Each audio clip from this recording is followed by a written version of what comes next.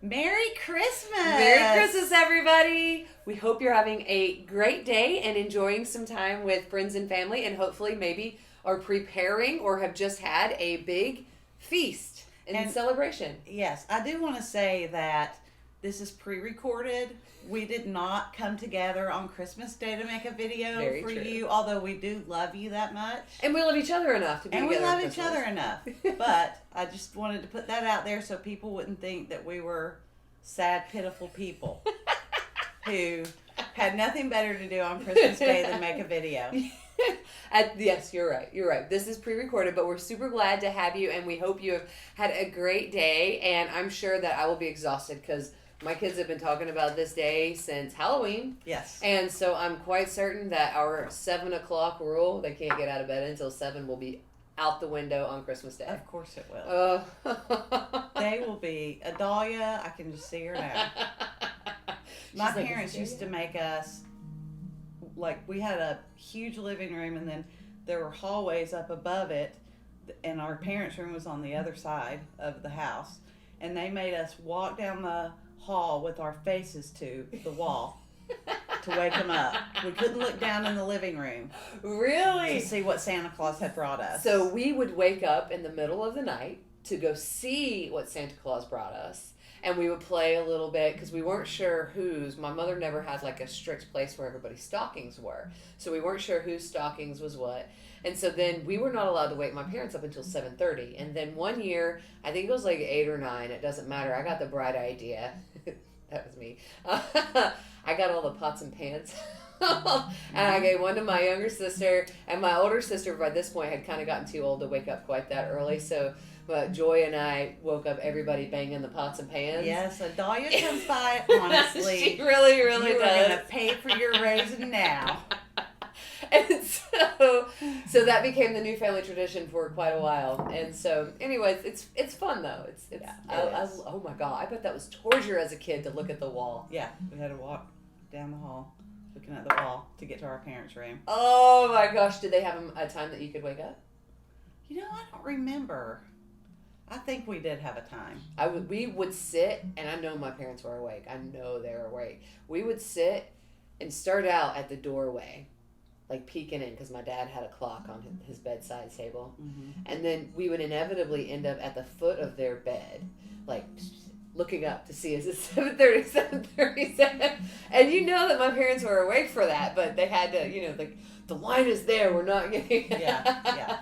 I remember one year my brother told me, because we all slept in my brother's room on Christmas Eve. And I remember I was so excited about Christmas, and I remember him saying, if you go to sleep, time disappears. And I was like, what? And he was like, yeah, because you don't remember your sleep. So it's like time disappears. So the faster you get to sleep, the faster you wake up. That was smart. Yeah.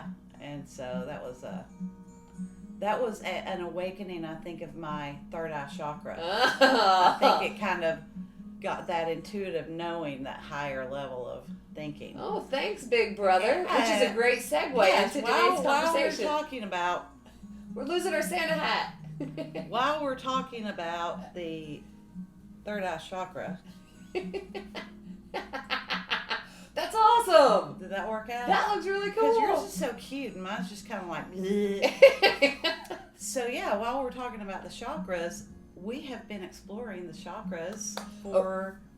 Has it been 12 weeks? Yes. Yeah. Yep, this is week 13, our very, very last week of the last 90 days challenge, where we have been exploring on Wednesdays, Wamabhaga, the other side of things like our yoga practice or things that you might come across in this practice. And so for the first 7 weeks, we talked about the chakras. Mm-hmm. And then we finished up our conversations about the elements last week, talking about the ether element. So this week, we kind of want to do just maybe not like a year in review. Overview of our discussions that we've had. Yeah. That have been so much fun and insightful. They have. They've been.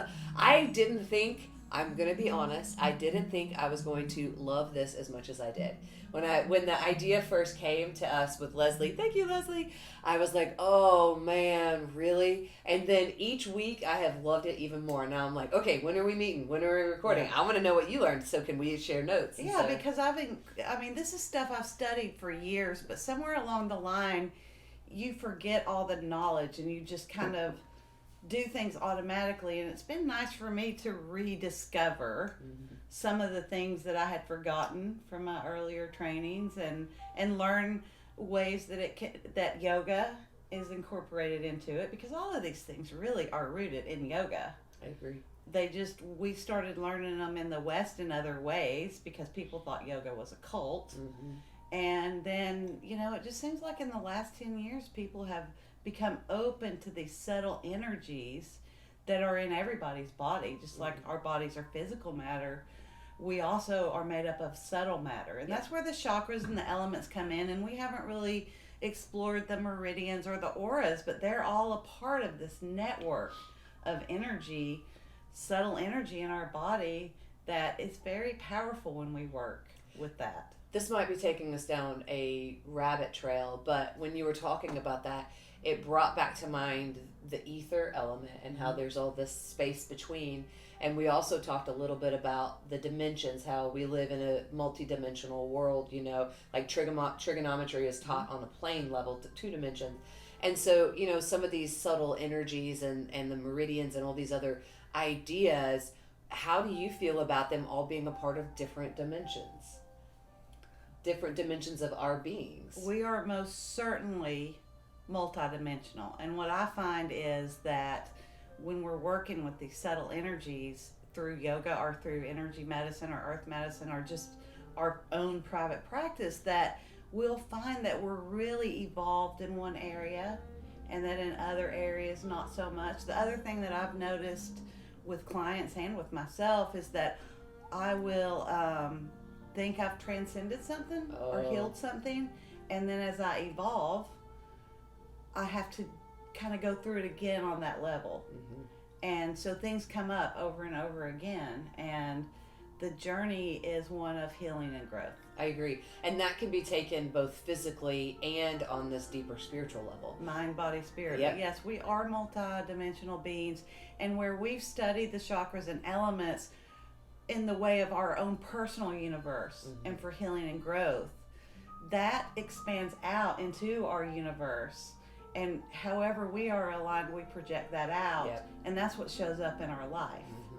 And the true yogi knows this and works on, is constantly working on consciousness and growth and the healing of the mind, body, and spirit, both within and, again, radiating that out into the world and into the universe. That goes back to what we talked about last week with the being both a part of the spiritual realm and the physical plane, where our eyes are not all the way closed, but they're not all the way opened. And it's just being aware of what's going on in both. And that's not something that just happens like that.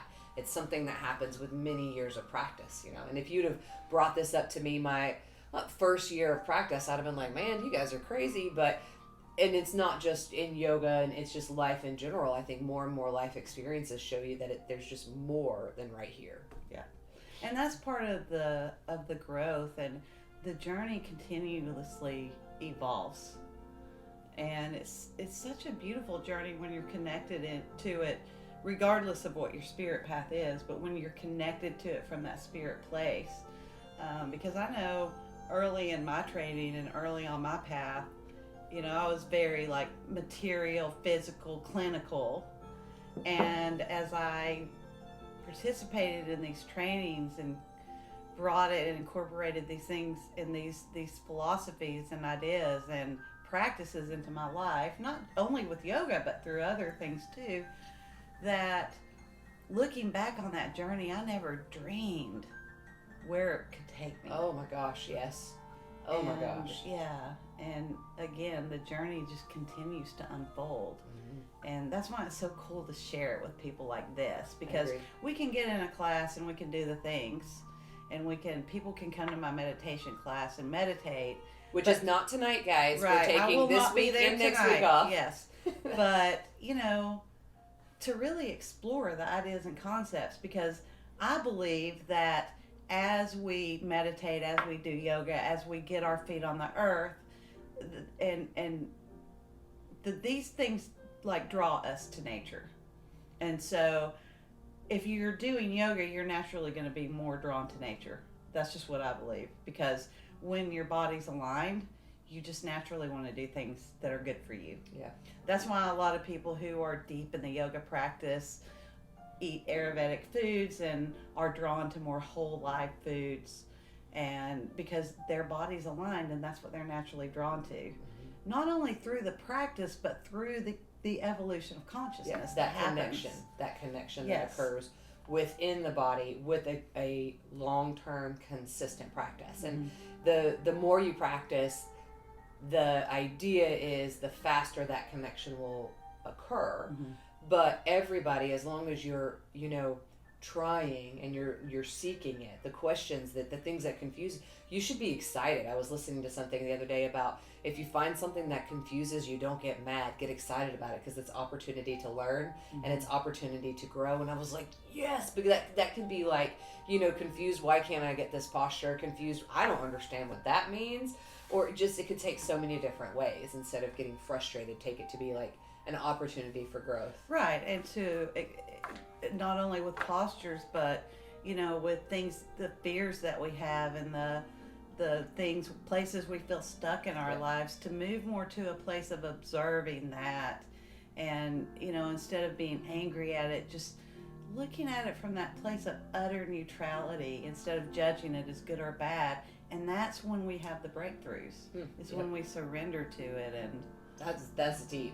And that's what we tried to, at least we hope, was to provide a little bit of information based on our own experiences and how we interpret it, about these subtle energies and these that would be a good word for it, right? Yeah, subtle energies is usually how it's explained in the West. So the last 12 weeks, we're talking about things that, and we're not saying we're experts in by any shape of the imagination, but we're trying to figure out in words what's going on in things that are much deeper than the human language. Yeah. Whoa, that got heavy. So do you want to kind of do an overview of some of the things that we've learned? Yes, I would love to. You want to start from the top and go down, or do you want to go from the first week and go up? Let's start with the first week and go up, because I kind of made some notes of what we had gone over. So the chakras and elements, like I said, have to do with our personal universe, and when aligned and healthy, it allows us to relate better to the outside world and our universe.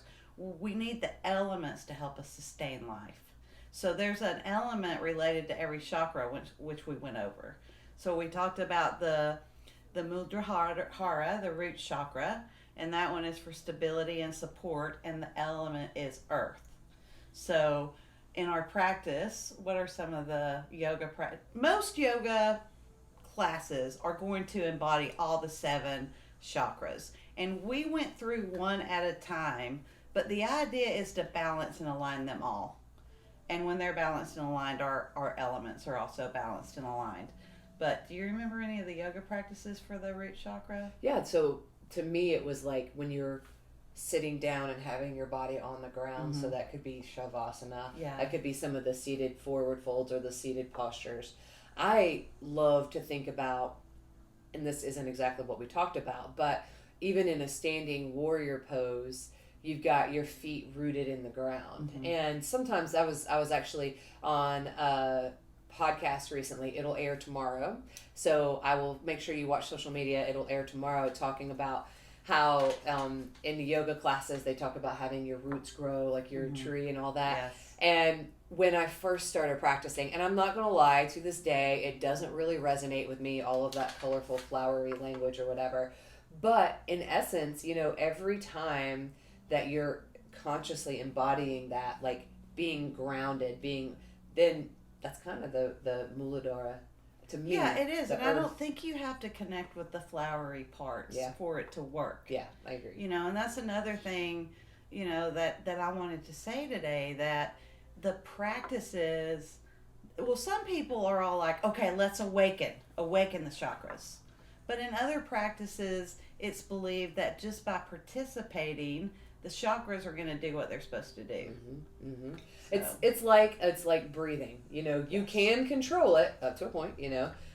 But it's going to do it on its own. Your heart's going to beat.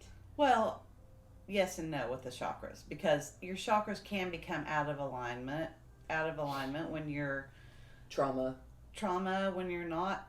I mean, you need to do some things to keep yourself healthy. You can't just sit on the couch and have everything. Oh, for sure. Things can definitely come out of alignment. Right. And so that's why practices like yoga and energy medicine and meditation, getting out and for the earth, especially getting your feet barefoot on the ground, leaning up against a tree. And if you want to visualize the energies of your body being neutralized by the tree or neutralized by the earth, you can. But it happens whether you visualize it or not. Yeah, yeah. And some people don't like that kind of cerebral meditation. Some people want to get their feet on the earth and just be quiet in the woods, and that's their meditation, and that's fine. Yeah. Nope, I agree. That's good. You're right. You are right. I didn't speak right. So I'm really big on the visualization, and I like the meditation and the clearing of the mind that happens when I am very silent. But not everybody gets there that way. My brother gets there by riding his Harley in the mountains, Oh my God. I mean, I could see that too. It's different for anybody. Yeah. Like, what makes you free? What helps you feel connected and whole? Do that. If it's gardening, do that. If you don't want to sit there and chant for an hour, do what gets you there. Yeah. No, I totally agree with you there. And that helps to bring the awareness. I think part of it also is like the awareness too. Yes. Right? Once you know about it and accept that the possibility of the truth might be there, then that, I believe, in itself is like the first step to healing. Well, but I absolutely know people who don't prescribe to these practices at all, and they're very balanced and whole. So, I mean, everybody gets there in different ways. Interesting. We promote yoga and energy medicine because that's our business. Mm-hmm. And that's our passion. And meditation, yes. That's how we have found it, but it can definitely come to you in different means, for sure. So, okay, I got off on a square next is sacral. On that, sacral, which is connected to water. And that's 3 inches below the belly button. Yes. And it's the second one to form, in the color orange. These are the things that I remember. Oh, yeah. I was going to talk more about the emotional stuff, but you're right. We should talk about that. Joy and a general sense of well-being. And isn't that the one that also has to do when it's out of balance? It can be compulsiveness and just not letting go, which is a yoga very principle. Depressed. If it's out of balance, people are very depressed and they lack creativity in their lives. And the element associated with it is water. So any free-flowing water that you can sit beside. I also like to do a meditation in the shower where I imagine the water coming in through my chakra system, cleansing it. Oh, beautiful. So the water's very cleansing. That's my favorite place to be, is by the water, outside and by the water. My medicine man used to have us go into a river and dunk up and down 7 times, once for each chakra. Oh, really? To clear our chakras and cleanse. It was a cleansing ceremony. Oh, cool. Yeah, so what are some yoga poses for the... Well, for the sacral chakra, that was those, like, the goddess pose, like hip opening poses. Right. And help get things moving. But those kind of also intertwined a little bit, I felt like, with the root chakra. Mm-hmm. You're getting me on the spot, man. Yeah, they do. They all, that's why I'm saying this is a whole network of a system. So we want, when we do things like yoga, we're aligning the whole network. We haven't talked about meridians or the aura. And we haven't talked about the other chakras. Also clear too. Yeah, there's hundreds of chakras in our bodies. I don't know their names. Yeah. But I can feel them. The seven main ones are the ones that we talk about. The 7 ones that you'll probably hear about the most. Yes. And then after the sacral chakra. Yes, is the Manipura. Solar plexus. That's kind of where our ego lies. Like. Ooh. It's yellow. It's yellow. And it has to do with a sense of well-being, a power and wisdom, and it's a fire element. So I have all the elements going on all the time, but usually when I'm doing medicine, I have a fire going. Yep. If I can. Yeah. Oh, interesting. Yeah. So I have a fire going to strengthen that, because that's also what they consider the intuitive center. Huh. And, a lot of times when you're doing energy work and you're trying to gain insight on where the body, mind, or soul needs healing, you're holding here. And you can also do that on yourself and kind of meditate to gain insight and wisdom. The yoga poses for that are the twist, right? Mm-hmm. Getting into the belly. Yes, the belly, the getting core. into the twist, and maybe knees to chest when you're just compressing it and then expanding it. Mm-hmm. Yes. That's interesting. Yeah, and then Anahata, the heart. The heart chakra. For love, forgiveness, compassion. The color is? Green. Emerald green. I remember that the symbol for it is just beautiful, that all of the different shapes. And all of the symbols are kind of that lotus. Mm-hmm. It's all about opening the lotus. And unfolding it, yeah. Yeah. Oh, I love it. And I love the image of the lotuses spinning. Yeah. And chakra means spinning wheel. Mm-hmm. It means wheel. So that part to me resonates a lot because it's, I don't know if you ever read, I'm drawing the name of the book. There's, it's about the flywheel effect. And just once you get something moving, it's really hard to stop it. An object in motion tends to stay in motion, and that resonates with me because I'm moving all the time. I have to slow down every now and then, and you help me get there. But that's what I love about that, especially here with the heart chakra and around the holidays when we're with our family and friends. And although that can be very stressful, and hopefully everybody's having a great time, but just there's some stress and sadness that comes with the Christmas too for a lot of us who have lost people or had, a lot of shifts and changes. And this year I've really just focused on, the joy. I was telling somebody yesterday, we were talking about the sadness for them at Christmas, and I said, I think about my mom every year. But this year I'm trying to, when I put out her Christmas decorations, celebrate her instead of just being sad. Yeah. Because we had that. And that's beautiful. It's a blessing. And, talking about the ether and the time-space continuum, that's never gone. That's always there. But we get really caught up on and I think it's important to be with that. I don't want to suggest that it isn't, but... Totally agree. Just to focus on our blessings, too. So instead of trying to make one better than the other, be where you are with those things. And a lot of that happens for me in my heart. And so we have the heart openers for that, and it's an air element. So, it wasn't that long ago that we did the air element, and it was about using the wind to move things. Oh, beautiful. Or to blow blessings into our lives. For that week in meditation, we used wind. And first we allowed the wind to carry away our sadness, carry away that which no longer serves us, and then allow the wind to bring to us the blessings. And it was a really good one. People actually saw things happening. Oh, that was awesome. For that one. And then, of course, we talked about the feathers that we smudge with. We use the fire for the smoke, but the smoke is moving away things with the wind, the air. Oh, man, that made me chilly. That got me the chills. For me, because I've been lucky so far. The holidays have always been very happy. Yeah. But I see the folks around us that have had the loss, and I've been alone on Christmas before. When I lived up north, there was a couple of Christmases actually. I didn't get to I worked a couple of Christmases, and there is.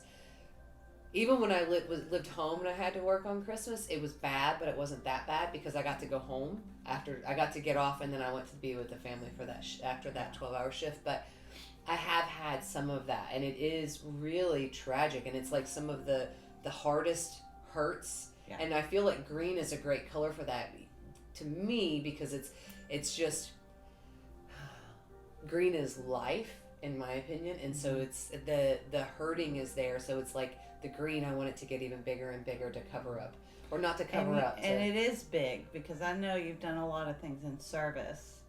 Like the studio took on a family, and I know that of things that you've done to help serve during this time and put love out there during this time. So I think you've got a really strong heart chakra.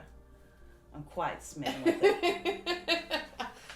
We love it. Then we have the throat chakra, and that's about faith in ourselves, trust in others, Your communicating our truth. Oh, yes. And that's where the chanting comes in. And then things like fish pose, where you're on your back, just opening up. Again, a heart opener too, because your head's back, or reverse tabletop. Again, you're opening up your heart. And that's where, like you were talking about, speaking your truth. And that can be too much. You know, like there's even things in yogic literature, and even, you know, even in biblical and things, where you need to speak your truth, but you need to do it in love. Yes, and also speaking your, like, you reap what you sow. What you put out there comes back. So, that's a hard one. You know, speaking your blessings out into the universe instead of I'm broke, I'm sick, you know, or this is terrible, that person's terrible, blah blah blah. Yeah, those hateful energies that come from your throat chakra are signs that your throat chakra may be weak. And I mean, sometimes you need to vent, and that's okay. But then you also want to shift that around and strengthen it with words of kindness and with chanting. If you don't have anyone you want to talk to about that thing, chanting is very important and vital. Yeah. I think that all of the chakras kind of work together. They want to, because they're spinning wheels in a line. And so when something clogs up, I feel like, at least at this moment in time, it's just like, this heart right here, when you have so much that you want to say that might not be so great to say, this guy right here gets over, and it's like, maybe let's change that. Well, the heart is the bridge. So depending on where you can get in your heart tells whether, you know, the energy goes up to God or down to, you know, stay stuck. So we want to move up. We want everything to be aligned, but when we get to our heart, we want it to go up, so that we're evolving into higher levels of consciousness. And higher vibrations. And higher vibrations. That's going to help our practice. That's going to help us in our lives. Like I said, what we put out there comes back to us. But it all starts in this. But you're right. I mean, all the chakras are important. One's not any more important than the others. And we want them to be aligned and balanced. Mm-hmm. Yes. And the spinning helps to move everything up. I went to... Or down. Yeah. I went to, when my husband and I first got married, we did premarital counseling, and then the first year or so of marriage. I recommend this to all married people, because marriage is a lot of work. It's a lot of fun, and I love it, but that first couple of years, it's hard. And one of the things that our counselor said is, like, words are like toothpaste. Once you get them out, you can't put that toothpaste back in. And so the throat chakra, to me, is one of those things I have to, because clearly my throat chakra is strong, one might say. Right. I can be very strong in mine. I have to rein it in, because those words are like toothpaste. I can't bring them back in once I've said it. And I struggle with that personally sometimes, depending on the day. Mm-hmm. So the heart might be big, but this mouth is bigger. Well, and you know, so much of this has to do with how others perceive you too. Because I know, like, when I'm trying to explain something, I can be like, and very factual and firm in the way I say it, because I'm trying to get it out there in a strong way, and people can take it wrong. Yeah, and that happens. It sounds like I'm being like a smart aleck, but I'm really just trying to make a point. Yep. And my daughter's actually struggled with that with me some. She thinks I'm, you know, being... I've been the same way. Yeah. I can be very factual, matter of fact, this is it. And my husband, I love him to death. He's a saint, and that's all I can say is he's a saint, and that's why we're still together. So we joke, he says that I kept him around because he cries. He's got all the emotions. I'm very, like, what is it called? Left brain, right brain? Mm-hmm. Like, these are the facts. We have to weigh out the facts. And he's helped me to get more in touch with the feelings, and maybe not just in touch, but being more okay with it as well. Just, it's all good stuff. I don't know where I was going with that, but he is a saint. Love you, babe. We were talking about our voice. Oh yeah, and he's helped me to see my voice, how powerful the voice can be, both good and for bad. Right. And so the last three chakras, the next one is our third eye chakra, which is a cobalt blue. The last three are all connected to ether. So it's all about, you know, the higher consciousness, the space. And for the third eye chakra, it's about perception, intuition. When it's strong, our intuitions are strong, and we can kind of see through illusions and be aware. Use that awareness for healing and growth instead of darkness. Yeah. The yoga pose is like child's pose, when you've got your forehead there on the mat. What is it? Puppy pose. Sometimes you can You can put your chin there and get a great throat chakra opening, but puppy pose, you can also leave your forehead there on the ground to help. I did want to make the point that it's more about balancing the light and dark. It's not necessarily about being all light. Although the soul is a white light, it's perceived as a white light. And when I'm working on people, when I really feel that spirit connection, I'll see a white light. Whoa. But white light moves through the chakras too. But there is a duality in the universe, and it's more about balancing that yin-yang energy than, and again, I always go back to the looking at things in their utter neutrality instead of labeling them dark or light, because that's just the reality of the universe. That's true. That's a whole nother video. Not be so what is it, connected to the labels. Yeah. Running out of light. What's next? And finally, the crown chakra. That's hidden by our beautiful elf hat. Yes, but it goes through. Don't you see it? I see it. I hope we have enough light. I just was thinking we're going to have to turn on a light, or we're going to have to go fast. Okay. We're good right now. We'll go faster. So it's about balance and oneness and your connection to your creator or your higher self, whatever that is for you. God, creator, the universe. It's different for everybody. I love how these are all the ether elements, and maybe I'm still high on ether elements, pun intended, but like it's showing through, even though the hat's on, the crown chakra is showing through into the space around us, into that ether, and it helps us to be aware and to become one, and to have that one foot in both planes. So ancient healing practices like yoga and meditation used the chakras and these healing practices to cleanse themselves physically, mentally, and spiritually. And when you look at the ancient text, that's what these practices are used for. Yep. No, you're very true. And they don't focus on, I'm going to get in shape. Yeah, you're right. They focus you're 100% right. Yeah, they focus on wholeness. And so, these principles are about holistic, the whole person, the whole system. And that's why I wanted to mention the meridians and the aura, because they're all a part of that network, that energetic, subtle body network that we have going on. That's not to say that you don't have a physical component to it. Oh yeah, physical matter. We're physical matter and subtle matter. Yeah. And so, I'm on some Reddit threads. I'm trying to get on more Reddit threads just so I can see what's being said and then also contribute. And sometimes people get vehemently upset, and I say that with such when people talk about the exercise component of yoga, and I kind of think that that's very, and if I offend you, I'm sorry, I'm going to offend you, very small-minded way of looking at it. You're going to speak your truth. That's right, my throat chakra, it's there. Like, it's very short-sighted to get onto somebody who's new to the practice and is only coming to it from a physical perspective, because that's why I came to it. Well, I have to say that as yoga became more popular over the last 10, 15 years, I kind of had that same thing, but I was also not taking care of myself physically. So it's a holistic practice. Yeah. It's about the body and the subtle energies. And we've talked about it in one of our videos. I don't remember which one it was, but however you get to the practice, celebrate it. And so I came to it from a very physical point, and that's what resonates with me the most. However, the longer I've practiced, because we're going on, I'm a yoga baby. I'm just 10 years into this practice, right? And the longer we've practiced, the more I have come to, I love sitting and listening to Manju chanting. Like every time we train together, we spend 2.5 hours or so where he chants and then we copy. And I almost said copy and paste. That's hilarious. But I'm not kidding you, like the first 5 years, I'd be like, these words sound funny. I can't, there's too many consonants, not enough vowels, things like that. And now I love listening to it.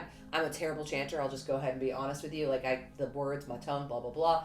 But it's so much fun to listen to. Right, but the physical practice of yoga led you there. Exactly. And there's other people that came to it, like from the pranayama or the meditation or the chanting, and they're moving, they recognize the need that, crap, this physical plane freaking hurts. And that's how I was. I really got, instead of staying strong and using the practice to keep my body where it needed to be, I got super spiritual and esoteric, and it wasn't balanced.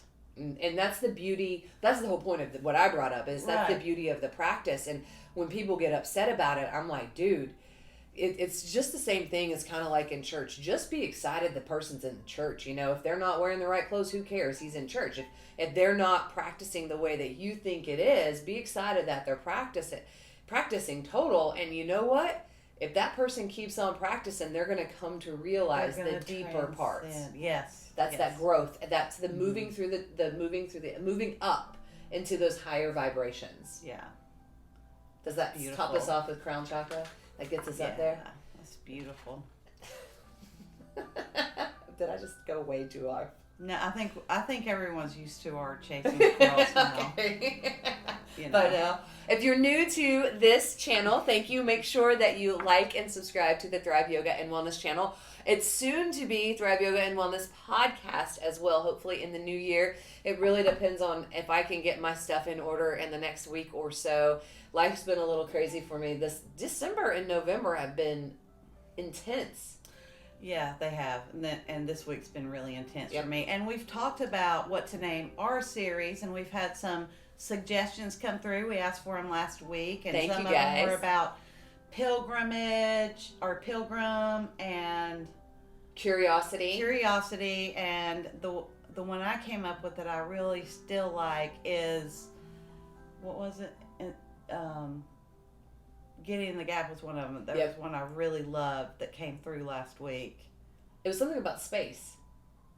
The space in between. The space in between. Yes, because we're talking about yoga and physical practices, but we're also kind of bringing in the deeper meanings, and we're going to be talking about these philosophies of yoga.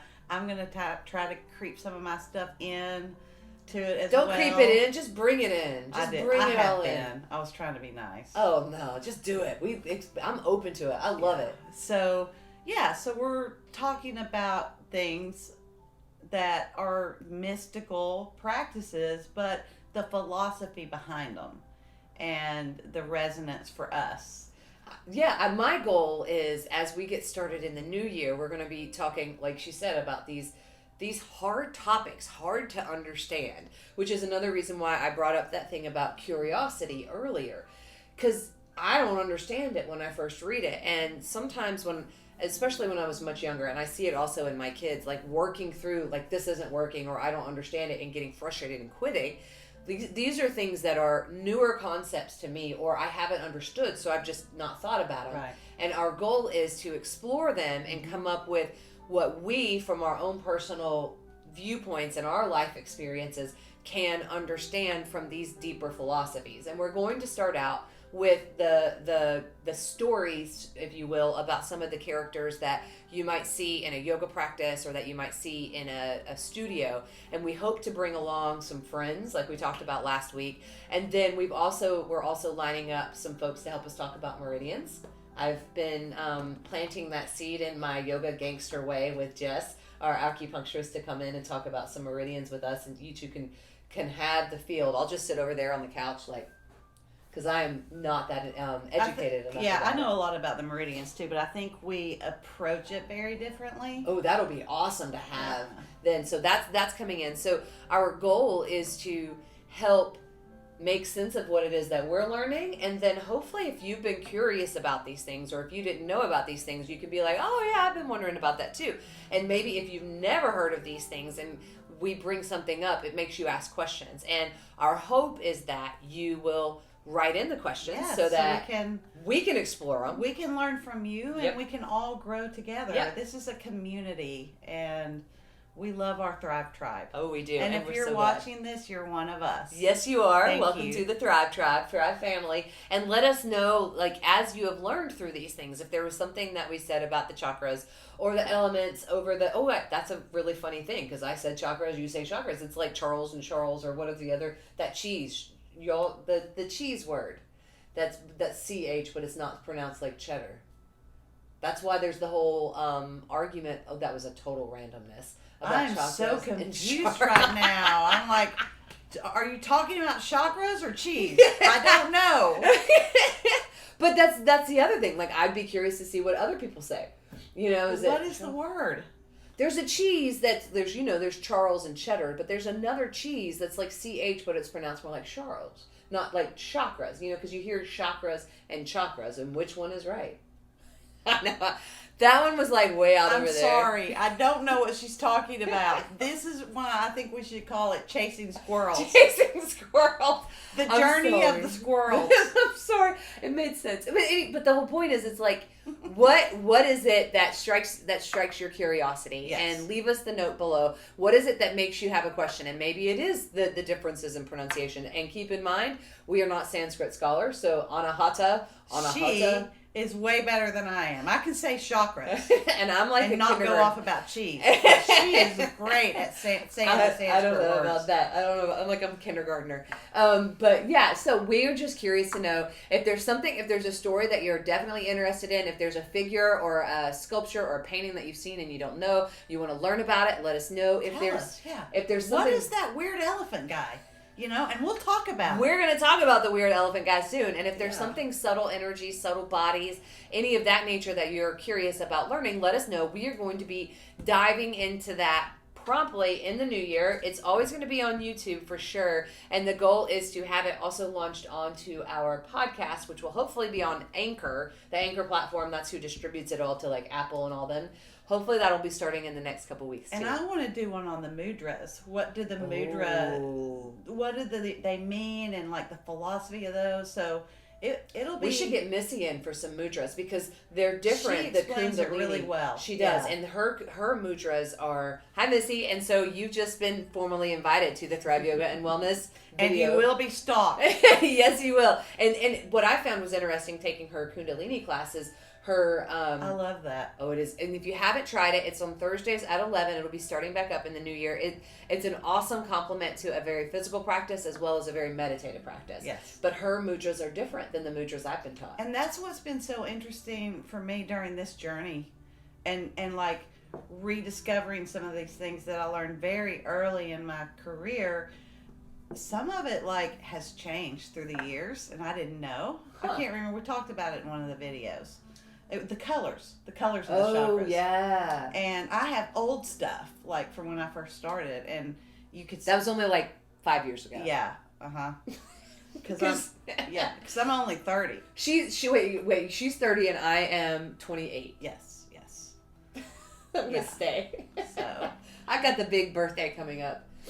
But I just so appreciate everyone being with us, and I want to say that I appreciate you and the space you hold for our community, and you just kind of let us all be who we are, and you're there to try to hurt us. My hurting of the kitties. But, I love Thrive Yoga and Wellness, and I love the people there, and I just love you, and I know everyone watching this does too, so thank you. Oh, thank you. I love you guys. I love you, and I love all of you guys. It is my honor and privilege to get to do this. I get to live my dream every day, and so I'm so honored that I get to do this, and that you're going to do this with me, and I'm going to get all of these people to come on onto camera. I do want to say that David left today because you're coming over. He was afraid. He's running from you now. He's like, I better go. We'll get him. Yeah. We'll get him. He'll be on here. We'll get him to talk about Ganesha. Yeah. Thank you, David. Yes. And we just hope that everyone out there watching this is having beautiful holidays, and we're looking forward to the journey of 2020 with you. Our new decade. Thank you so much for watching. Don't forget to like and subscribe to this channel, and leave us some feedback what you want to learn. And you can find out more information about us at thriveyogaandwellness.com, or join us at the studio or the Energy Center. You can find me on Facebook, or the Energy Center. That's energycntr.com. And come and chat with us. Come and hang out with us. We can't wait to see see you soon. That's right. Yeah, we've got officially another 3 I put slots? Santa Claus here. Yeah. Oh, that's awesome. awesome. I mean, we could have.